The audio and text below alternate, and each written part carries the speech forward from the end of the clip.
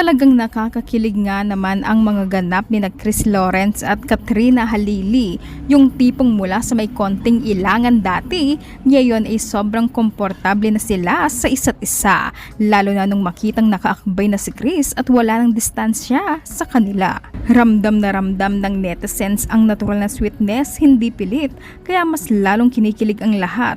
Kung noong mga nakaraang buwan ay may kapansin-pansing distansya pa sa pagitan nila, ngayon ay tila tuluyan na itong nawala. Wala ng pag-iwas at halatang mas malaya na silang ipakita ang kanilang closeness sa publiko.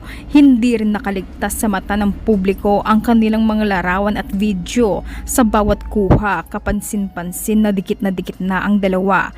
Malayong malayo sa dati nilang setup na may pagitan pa. Dahil dito lalong lumakas ang haka-haka ng marami na may special nang namamagitan muli sa kanila. Dagdag pa sa mga napapansin ng netizens, madalas na rin silang makitang magkasama sa iba't ibang pagkakataon. Kagabi lang ay magkasama ang dalawa sa loob ng sasakyan na tila may lakad.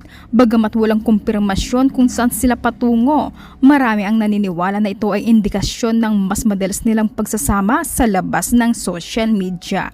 Mas lalo pang ikinatuwa ng kanilang supporters nang makita ang kanilang family bonding ngayong araw kasama si Katie. Para sa marami, ito ay patunay na nananatiling maayos ang kanilang samahan bilang magulang at posibleng mas lumalim pa ang kanilang ugnayan ngayon. Kaya tuloy marami ang napapatanong, may comeback na ba talaga o sadyang ine-enjoy lang muna nila ang isa't isa nang hindi pa inaamin sa publiko? Ano man ang totoong status, isa lang ang malinaw. Kilig na kilig ang netizens at tutok na tutok sa bawat galaw ng dalawa.